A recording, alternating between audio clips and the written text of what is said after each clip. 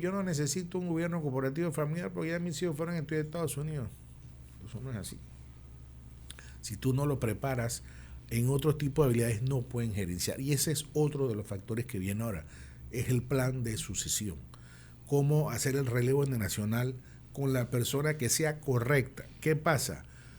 Muchas empresas familiares tienen siempre el hecho de que mi hijo tiene que ser el sucesor. Mi hijo o mi hija. Preferiblemente son los varones que cogen la sucesión. Sin embargo, no los preparan.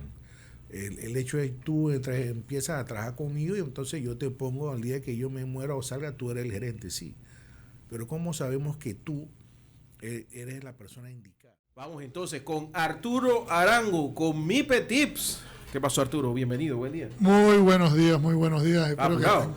Sí, hoy estoy apurado porque resulta ser que hay una actualización que tengo que poner en el software y me acaba de salir, tú sabes, en el momento de la mañana. Claro, claro. Y esas cosas pasan y uno tiene que seguir adelante porque ese es el sentido de los negocios, seguir adelante. Esto es Mipe Tips.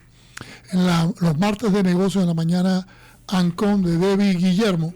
Y hoy tenemos invitados y vamos a hablar algo muy importante en Panamá. Muy importante. Dado a que la mayoría del país tiene esta condición. Algo increíble. La mayoría de las empresas de este país, con un alto porcentaje, tienen esta condición de ser empresas familiares. Empresas familiares. Y vamos a hablar de las empresas familiares y gobiernos corporativos con una de las personas, para mí, uno de los expertos y conocedores de este tema en Panamá, don Félix Guevara. Bienvenido, Félix, a Mipe Tips en la mañana Ancon con David Guillermo. Esto es Mipe Tips con Arturo Arango. Buenos días, Arturo. Ante todo, gracias por la invitación. Siempre, pues, con temas interesantes del día a día. Y sí, en efecto, tú acabas de decir algo muy importante. Es que, igual que pasa en Panamá o pasa en Latinoamérica, me atrevería a decir, más del 80% de las empresas en Panamá son familiares. Y estas empresas realmente son el motor de la economía panameña, tanto aquí como en el resto del mundo. México, que es un país enorme, el 70% de las empresas son familiares. Y son de todos los tamaños, pequeñas, grandes, medianas. Hay muchas empresas familiares que hoy día son multilatinas, con mucho éxito, o sea que también han podido crecer y pasar, pues, internacionalizarse a través de sus formatos cuando lo hacen de una manera correcta. Y es muy importante, mira, recuerdo que una de las telenovelas más famosas de la historia latinoamericana y del mundo, en cuanto a rating, que se llamaba Betty la Fea, trataba de una empresa familiar y sus conflictos internos y sus problemas de gobiernos corporativos. O sea, ese es, estamos hablando de hace ya 25 años, 26 años, que se hizo esa telenovela que fue muy famosa, que era Betty la Fea, y trataba el tema central. Eran problemas de gobiernos corporativos en empresas familiares. Muy interesante. Bueno, siguiendo sobre ese tema, ¿cuál es el impacto de las empresas familiares en la economía panameña actualmente? ¿Y qué porcentaje representan ese tejido empresarial, más o menos, no?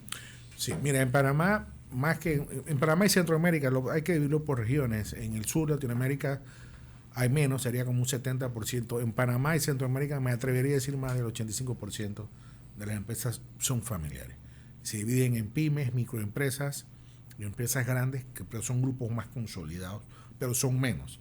El fuerte nuestro son las empresas familiares de 4 a 20 personas, de 4 a 5, de 8 a 6, dependiendo del giro, y muchos tienen que ver con temas de alimentos, con temas de servicios, con temas legales, con temas de dueños también de partes de seguros, compañías que se dedican un poco a todo este tipo de cosas, todo lo que es el trabajo artesanal, hay mucho de eso también, sobre todo si vas al interior de la República, hay mucha empresa familiar dedicada al agro, sobre todo a la parte de la ganadería, la lechería, todo lo que es la parte de consumo, pues, de comida básica, ¿no? En eso se ve mucho. Y sí contribuyen al PIB de nosotros en una mayor parte igual, porque todas estas empresas, cuando una empresa familiar genera trabajo, también son pagadores de impuestos también y generan también algún trabajo o algún beneficio a la comunidad también. Bueno, y en ese sentido, ¿cuáles son los principales desafíos que tú ves? Porque ya me estás hablando con el tejido empresarial y estamos viendo que en el tono que nos estás hablando hay desafíos. ¿Qué desafíos enfrentan las empresas familiares en términos de gestión y continuidad generacional con relación a eso? Mira, son muchos desafíos, Arturo. Entre los principales hay una cosa que se llama la visión familiar compartida. Ese es uno de los temas, para mí el primero.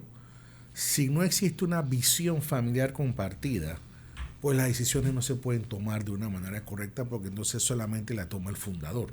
De una manera como yo soy el dueño y por eso yo tomo la decisión sin haberla consultado al resto de la familia. Eso es lo primero. Si no existe una visión compartida de todos los miembros de la familia para la toma de decisiones, empieza el primer problema. 2. La profesionalización de la familia. Muchas veces los familiares, sobre todo empresas un poco más avanzadas, pues mandan a sus hijos a estudiar afuera y todo lo demás. Sin embargo, cuando empiezan a ser miembros de consejos de familia o junta directiva, que son dos cosas, dos órganos de gobierno diferentes, uno de la empresa, junta directiva, y el gobierno de la familia, consejo de familia, muchas veces no los mandan a coger cursos de habilidades blandas. Tú puedes ser muy específico como gerente financiero, pero no tengo habilidades blandas para poder gerenciar. Pasa igual que el fundador, más nunca coge un curso en su vida. Entonces, que el hombre de negocio está pensando en plata. Sí, pero el hombre de negocio también tiene que capacitarse más hoy día, donde la tecnología, la data, la información es importante. Tú no te puedes aislar de no saber más de lo que estás haciendo hoy día. Bueno, que siempre se ve eso se ve siempre. Sí, pero eso son uno de los factores que afecta a la familia. Y eso debilita. Claro, y no solamente eso.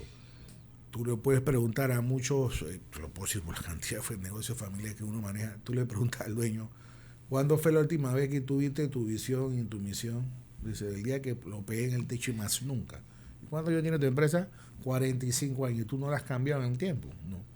Entonces, a ti, lo que tú hiciste, que fue tu sueño, hoy día es otra cosa, porque tú empezaste con una cosa, pero el día a día te fue llevando a otros lugares hoy día que no es lo que era tu visión y tu misión. Se pasa mucho eso que no se revisan ellos mismos, por eso hablo de la profesionalización, no se preparan ellos mismos, no se capacitan en otras habilidades que tienen, solamente por el hecho de que ellos manden míos a estudiar y suficiente, y esas cosas pasan.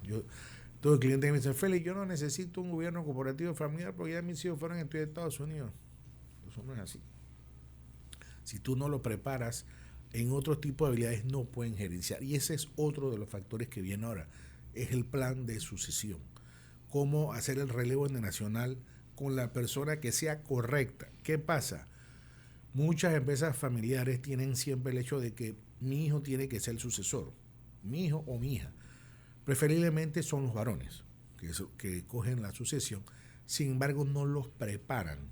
El hecho es que tú empiezas a trabajar conmigo y entonces yo te pongo al día que yo me muera o salga, tú eres el gerente, sí. Pero ¿cómo sabemos que tú eres la persona indicada? Que no es porque seas mis hijos, es porque es por el perfil que requiere el puesto, por las habilidades gerenciales que esa persona tenga, no porque sea mi hijo. Entonces muchas veces esa es una de las grandes dolores de cabeza de la familia, sobre todo cuando son grupos familiares de 3, 4 hermanos que ya empiezan a integrar tercera generación, que son los primos. Entonces empieza una lucha de egos, una lucha de poderes, que mi hijo va porque mi hijo fue el primero que entró y es el más viejo y tiene aquí 10 años trabajando, tus otros hijos fueron entrando de segundo. Entonces esas son una de las cosas que si con un buen gobierno corporativo no se escoge quién es el familiar, empiezan las luchas internas de poderes. En ese sentido, y es muy importante hablarlo, cuando vemos a las familias que tienen estos choques, porque yo lo tuve en un momento dado con una empresa familiar, tuvimos ese choque, quién era el que tenía que manejar las cosas, eso ocurre, no es broma, no es broma, y siempre recae en la situación de quién es el hermano mayor o quién es el hermano menor, y eso afecta el desarrollo de la empresa. Claro. O sea, de verdad que afecta al desarrollo de la empresa y digo, es importante y la orientación de expertos como ustedes, como tú, que sabes de esto, cómo orientarlo para que la empresa no deje de ser sostenible. Claro. Y hablando, siguiendo con esto de la asociación que tú me hablas de los desafíos, también está la definición de roles. Muchas veces no definimos los roles de nuestros hijos. Si tú eres el gerente general, si tú vas a ser el gerente de finanzas, tú el de mercadeo, tú el de operaciones, porque como son, entre más chicos es la empresa, la persona se mete en más puestos. Se mete en más puestos porque exactamente lo permite. Pero la gobernanza familiar no importa el tamaño de la empresa, pero tienes que hacerlo para que delimites esas responsabilidades y la persona no se meta en todos los puestos a decidir, sencillamente cada uno tiene su responsabilidad. Y ese es uno de los grandes problemas que a través del desarrollo de una buena gobernanza familiar y órganos de gobierno, pues estas cosas se controlan y se manejan de una manera por lo menos que sea sostenible. No hay empresa familiar perfecta, siempre va a haber choques de diferencia de opiniones, de egos, de estilos de liderazgo, también mucho de esto. Otro de los desafíos es la cultura familiar. Dependiendo de la cultura familiar, puede ser una empresa que es más llevadera o toma decisiones de una manera más profesional en base a un consenso y no a base a que yo soy el dueño y yo soy el dictador y yo mando aquí y no me importa lo que usted diga, al final yo tengo la mayoría de las acciones y yo voto y se acabó. Un poco ese estilo de liderazgo también influye inclusive en la manera en que los hijos van a gerenciar, porque también se adapta a ese tipo de liderazgo que toman los hijos muchas veces y se va reflejando en las siguientes generaciones.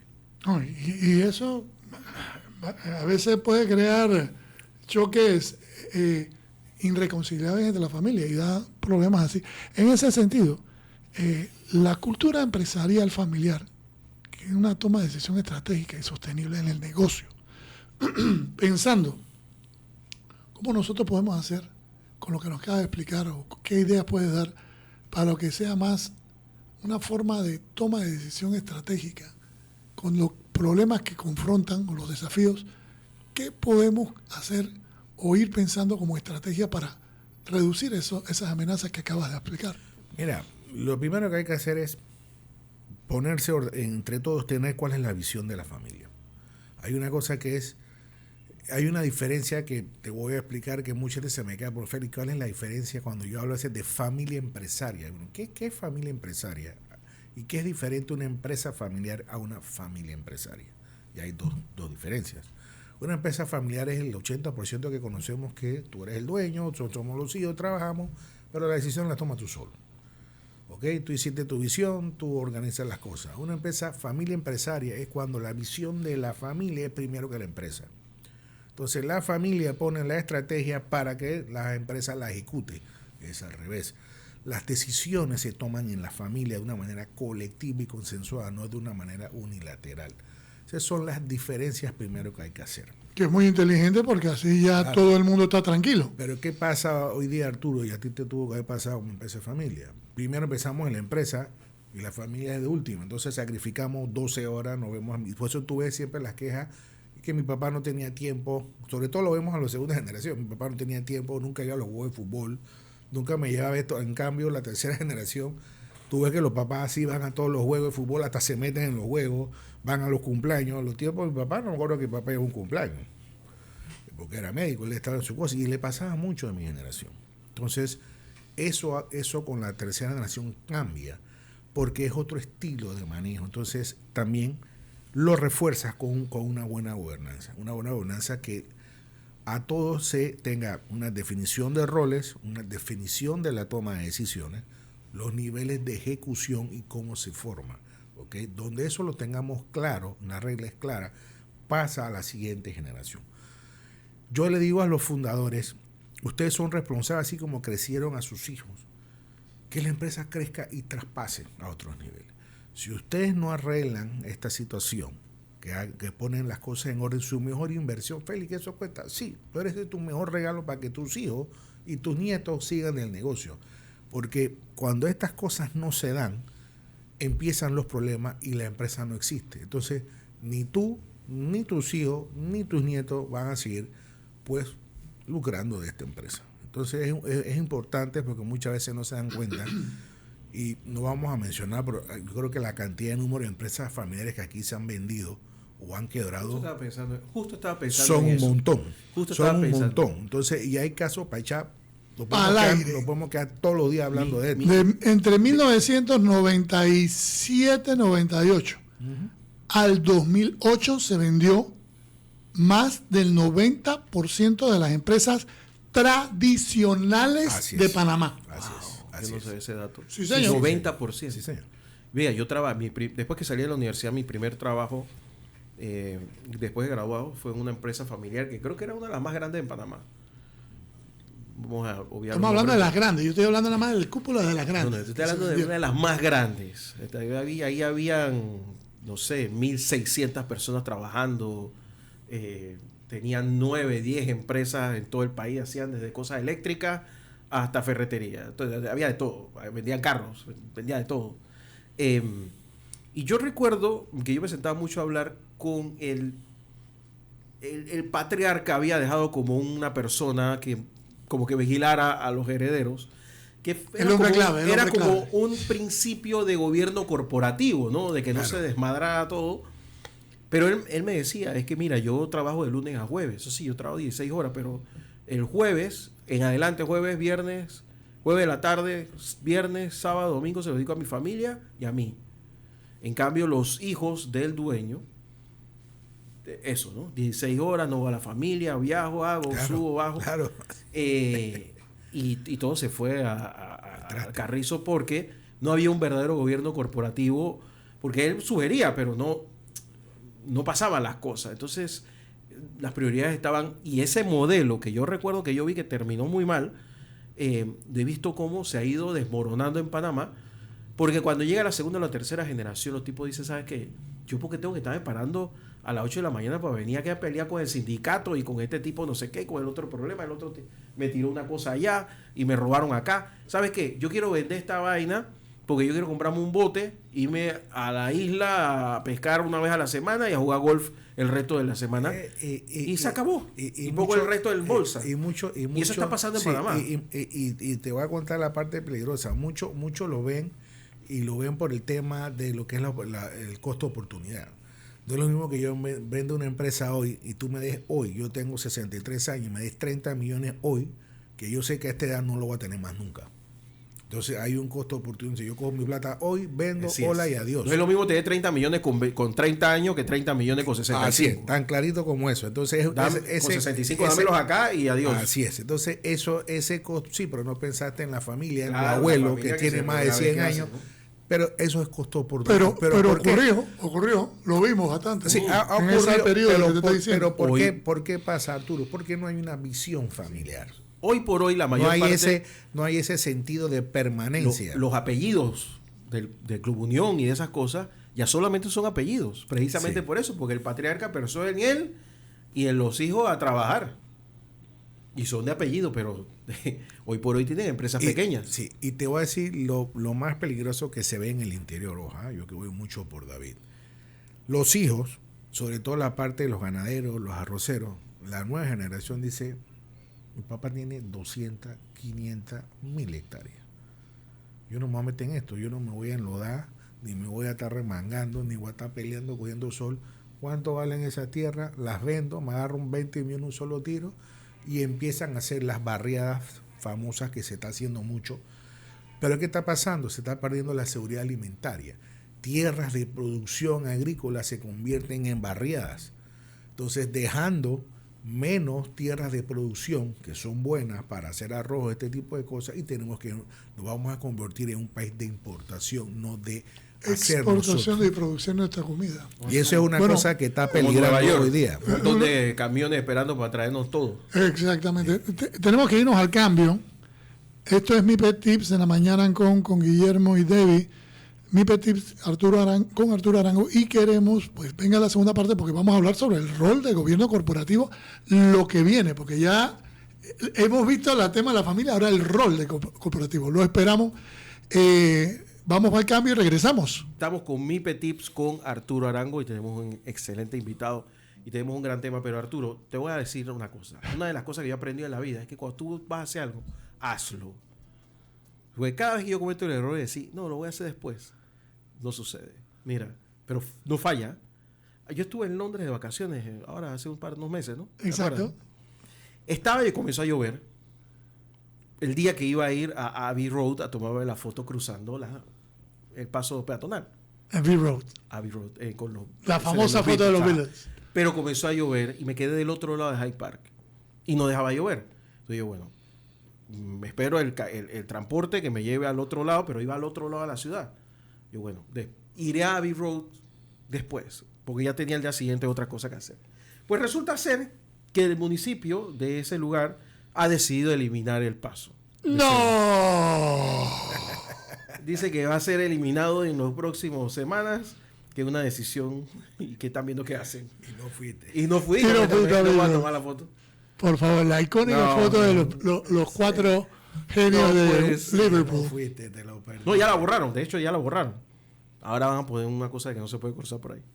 Ay, Dios mío. No, una cosa es espantosa. Pero bueno, nada, para que sepas que en la vida las cosas hay que hacerlas cuando se hace, hay que hacerlas. Así Es por eso es que tenemos que ver los temas corporativos de los negocios en vida. Mi papá siempre me decía, hey, tus metas hazlas en vida. Si ya no lo pudiste llegar a terminar, fue porque Dios quiso, pero sí, no puedes frenar el intento de hacerlo. No dejes de luchar. No dejes de luchar.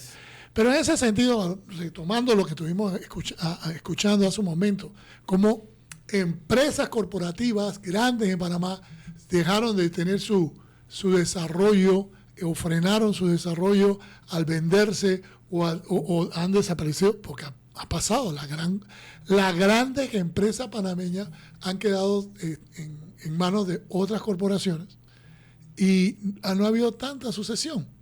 No ha habido tanta sucesión. Y en ese sentido, ¿cómo afecta la falta de planificación en el sector de la longevidad de una empresa familiar? ¿Cómo esta falta de planificarse la siguiente generación o la estructuración de su gobierno corporativo afecta a esto? Sí, mira, dos cosas. Nunca se habla mucho de estrategia familiar, siempre se habla de estrategia empresarial. Y una de las cosas que primero se hace cuando tú estás desarrollando un tema de desarrollo de familia es hablar sobre estrategia familiar. La estrategia familiar se basa en 3 pilares: familia, empresa y propiedad. ¿Por qué? Porque los 3 se unen. Yo soy dueño, fundador, dueño de la propiedad y empresario. Entonces, esas 3 se conjugan. Y todo lo que tú vayas a hacer como estrategia, Arturo, lo haces en base a esos 3 pilares. Porque uno afecta al otro. El no tener una planificación de un relevo generacional escrito y hecho de una manera ordenada, exactamente cuando digo ordenada, no es que yo mañana tú estás. No. La persona el fundador tiene que convertirse no en un gerente, sino en un mentor. Tú dejas de ser líder, te conviertes en un mentor. Es responsabilidad del fundador exactamente mentorear al relevo nacional que escoja y que se escoja por el Consejo de Familia. El Consejo de Familia va a escoger la persona que de acuerdo a sus habilidades y competencias va a ser el relevo del sucesor. Entonces le toca. Y eso es un proceso que hay que hacer inclusive dependiendo del grupo familiar, entre más grandes sean un poco más riguroso, de contratar expertos, psicólogos, personas que realmente apoyen esta decisión.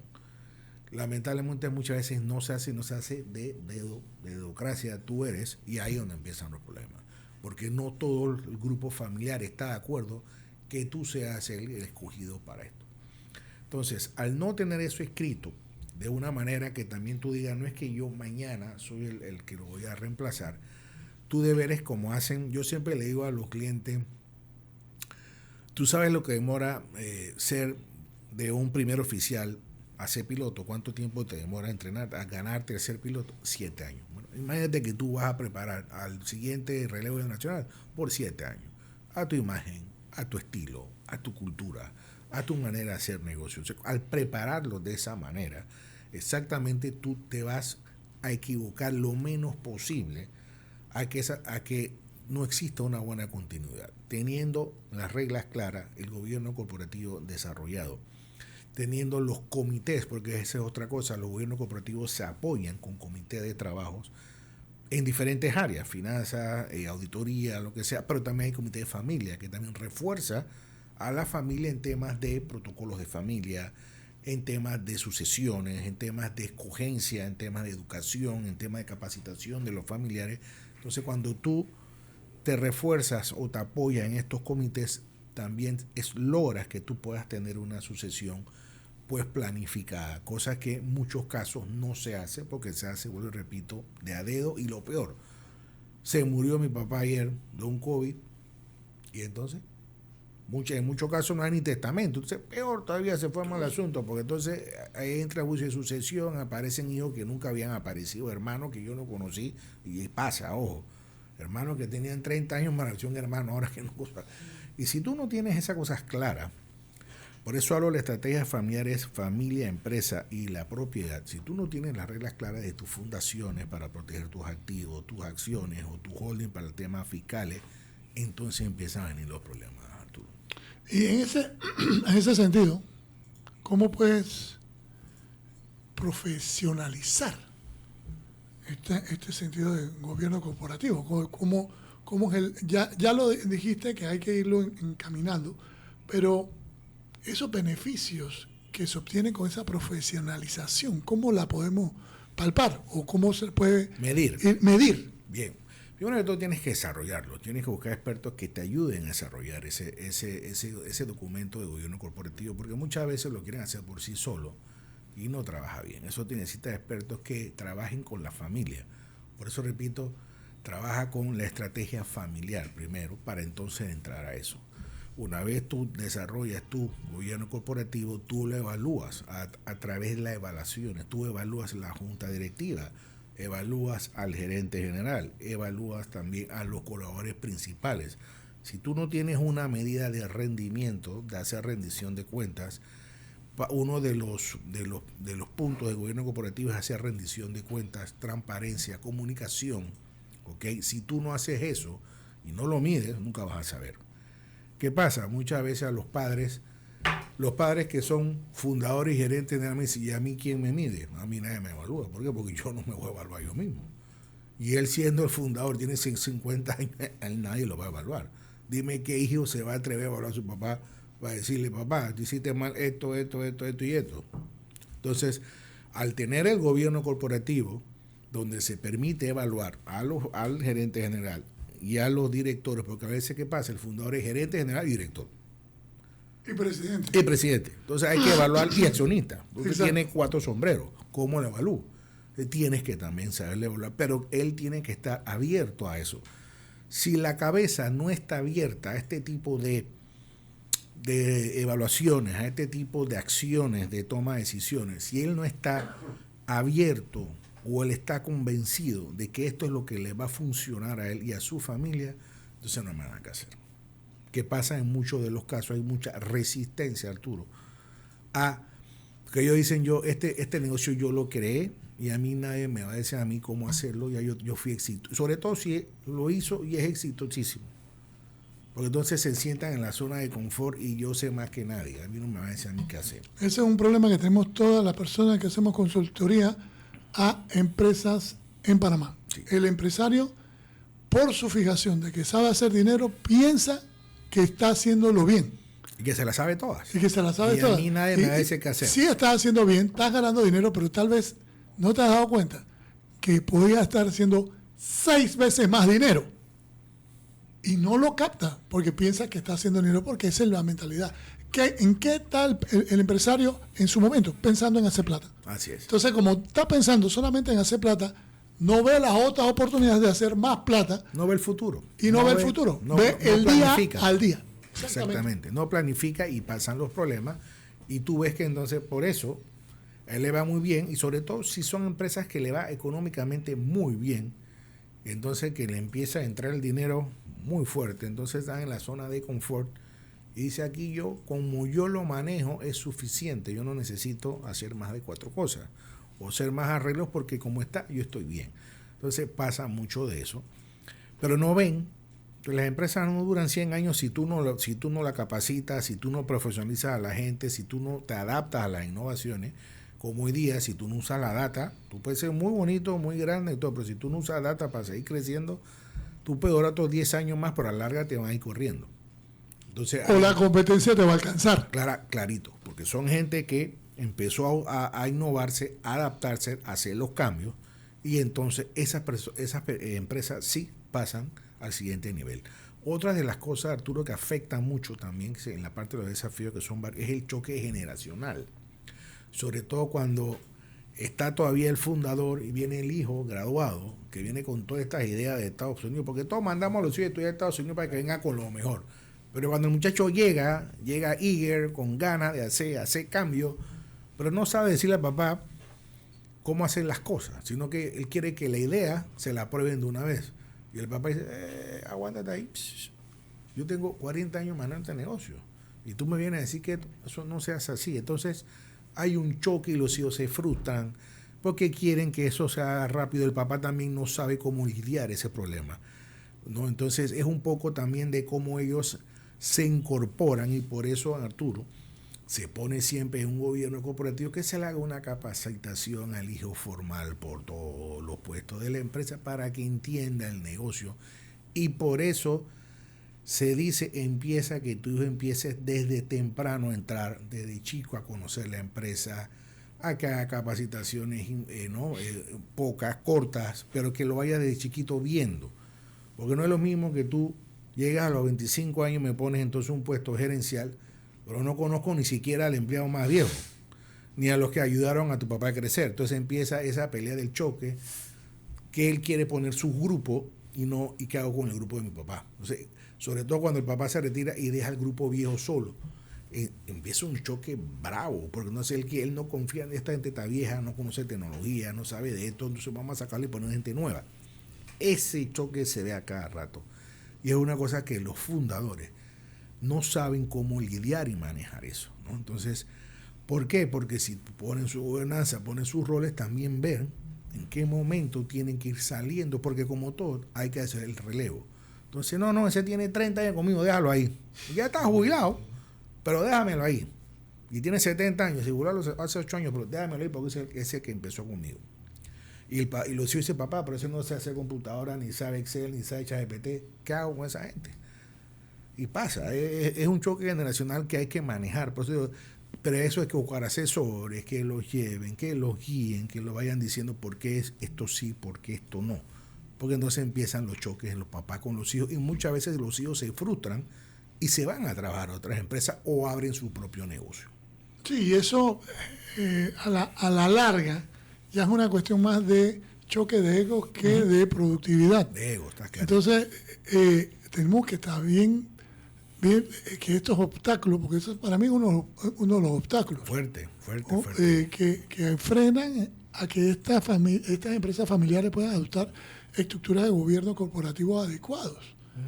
Porque ya son egos que van generándose y que van desarrollando. En ese sentido, sobre la perspectiva de crecimiento, porque eso afecta el crecimiento de la empresa. Claro, pierdes competitividad, punto. Y al perder competitividad, crear otra empresa parecida va generando que compita contigo. Va generando más competencia dentro del mercado y que está compitiendo con ustedes mismos, ¿no? Entonces, con uno mismo como empresario. Sobre esa perspectiva, ¿qué oportunidades y retos enfrentan las empresas familiares en Panamá frente a esta transformación que estamos viviendo en este momento de una desglobalización y de una globalización? Hay una desglobalización por parte de un mercado, vamos a ser claros, de parte de Estados Unidos, y hay una globalización por parte de Europa hacia Latinoamérica que está creando una globalización producto de la desglobalización que está haciendo Estados Unidos. Entonces, ¿cómo podemos nosotros, sobre esta perspectiva de crecimiento qué hacer, ¿no? ¿Qué nos recomiendas? Mira, hay un dicho que dice, un viejo adagio, familia unida permanece unida. Una de las primeras recomendaciones es tratar de estar en familia para no perder competitividad. Cuando empiezan las divisiones, se pierde esa fuerza de familia, de estrategia financiera, de todo. Se pierde todo ese tipo de cosas. Un ejemplo muy claro. Dos empresas, para no hablar de empresas panameñas, voy a hablar de empresas extranjeras. Dos empresas hoy día muy conocidas, dos hermanos, hasta una película que se llama Rivales, que se las recomiendo para que la vean, donde los hermanos Addis, eran dos hermanos, uno es dueño, hoy día se pelean porque eran rivales, exactamente, porque los papás... Papá no crea el gobierno, no crea la sucesión. Bueno, estamos hablando de 1940 y pico, que eso no existía. Exacto. Entonces era muy difícil, pero el papá tampoco deja, ni testa, ni deja nada claro. Los hermanos se pelean y después de la posguerra, entonces ¿qué pasa? Llega, abre Adidas, pues se llama Addis, le puso Adidas, y el otro hermano puso Puma. Fíjate hoy quién es más grande. Si hoy los dos se hubieran permanecido juntos, se hubieran comido a Nike entre los dos juntos. ¿Ves? Es un ejemplo sencillo. Nike no hubiera existido, pero es un ejemplo sencillo que pasa en la familia, que se pelean y abren, ya que hay muchos casos que uno maneja, pero con facilidad no puede hacerlo, donde hermanos y familias que se rompen y pierden exactamente el poder, con el que hay muchos que Félix, si lo hubiéramos mantenido juntos, hubiera sido otra cosa, ¿no? Entonces pasa muchísimo. Una de las cosas es exactamente ver la visión familiar, cómo mantenernos unidos nos beneficia mejor que estar afuera.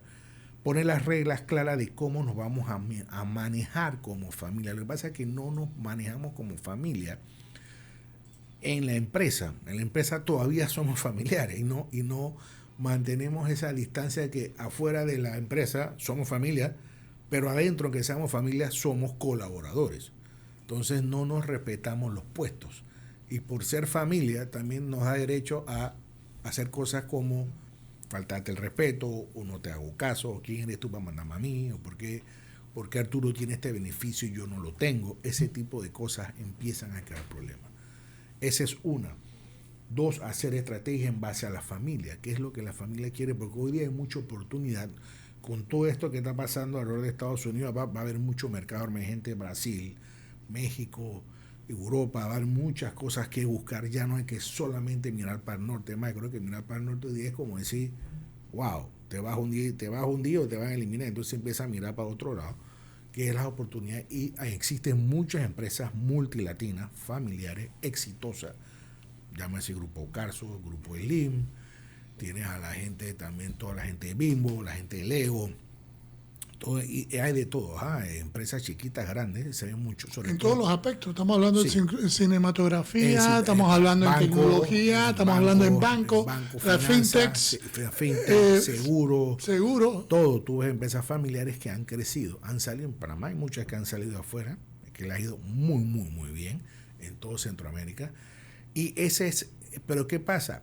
Ese es otro estilo de empresa familiar que dice, mira, en vez de nosotros manejar la empresa, que se está dando mucho hoy día, pues empezó con Meta, empezó con Jeff Bezos también de Amazon. El único que Bill Gates, el único que no lo ha hecho es Elon Musk, que quiere seguir trabajando, pero todo el resto de los grandes, igual que en Panamá, muchos empresarios que han salido afuera. La gerente general contrata a un gerente general que no es familiar.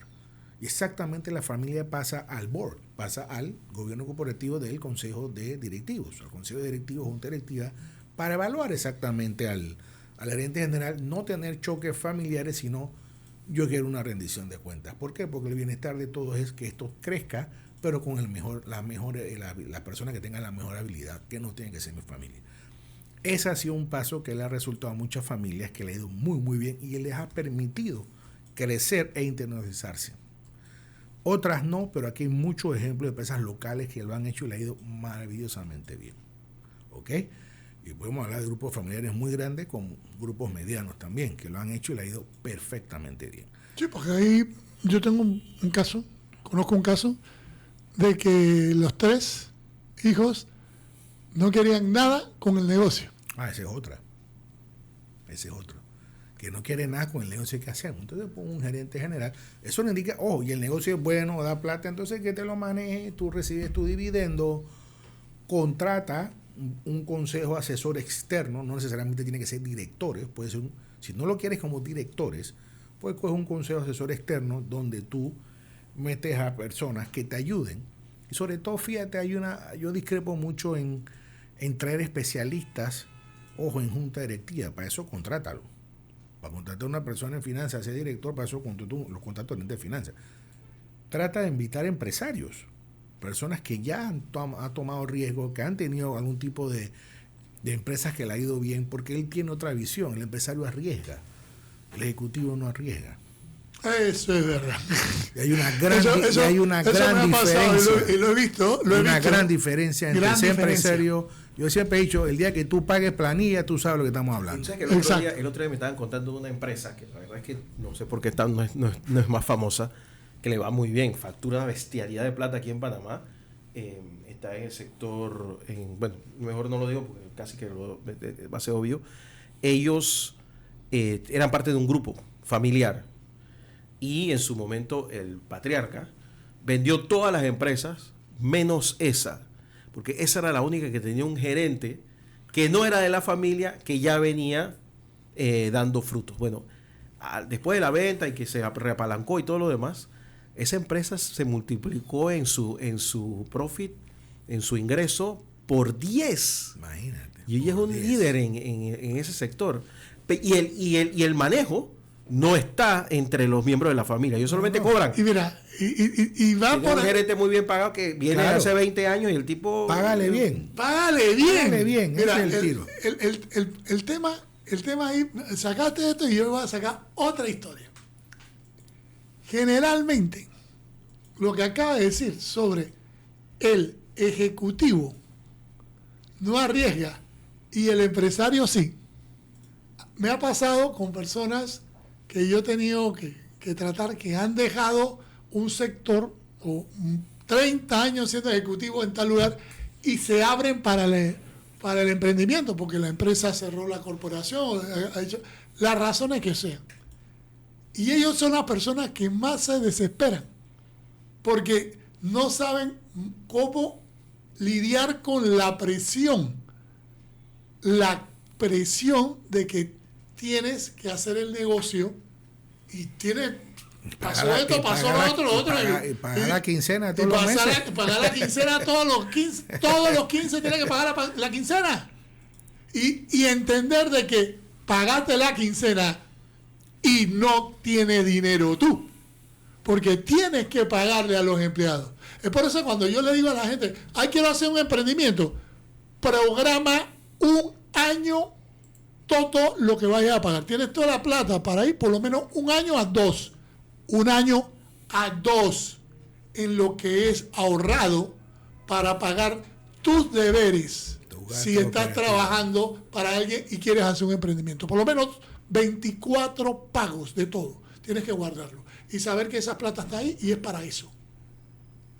Vas a tener cosas, no puedes agarrar esa plata. Entonces tienes que hablar con si estás casado, con tu esposa y explicarle, brother, esto es así.